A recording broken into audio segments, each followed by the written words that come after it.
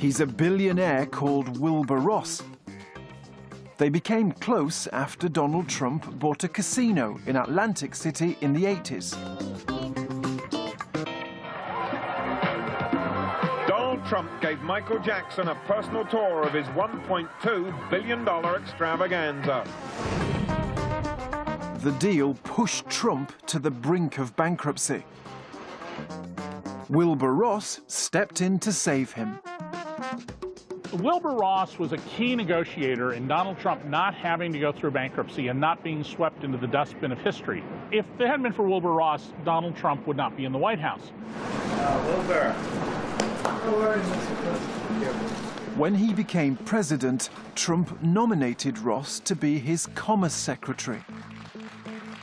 But our documents show a different side to Mr. Ross. The man in charge of U.S. trade policy had dozens of companies in tax havens. Appleby, it turns out, helped create and manage some 50 companies and partnerships that were connected to Mr. Ross's investment firm. Wilbur Ross said he cut ties with businesses that could compromise his new role in the U.S. government. Your service has resulted in your divesting yourself of literally hundreds of millions of dollars. You did it to avoid any conflicts of interest, correct? That is correct, sir. We don't think that is correct. We've discovered that he has a stake in a shipping company called Navigator Holdings.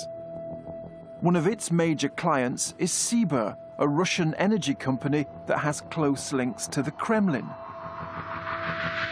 Vladimir Putin's son-in-law is a shareholder. Another is Gennady Timchenko, one of Putin's oldest friends.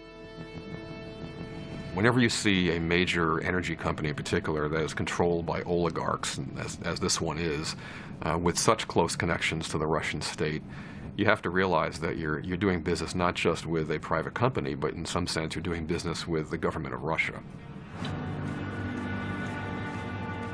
In 2014, Mr. Timchenko was sanctioned by the US government, who said his activities in the energy sector have been directly linked to Putin.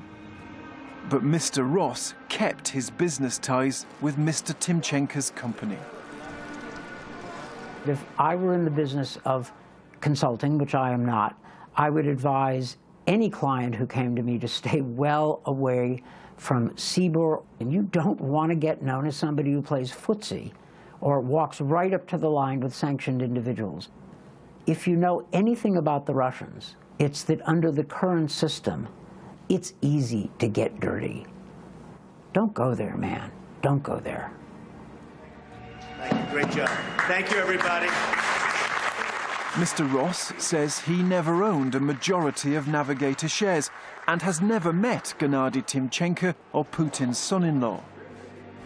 He points out Sibur is not subject to sanctions, and he says he's taken steps to ensure the highest ethical standards. When you're in a position to profit, even indirectly, in this case from a very well-connected Russian firm, and you, as the investor, are in charge of U.S. trade policy and have a voice in sanctions, anybody looking at that might imagine there's a potential conflict there.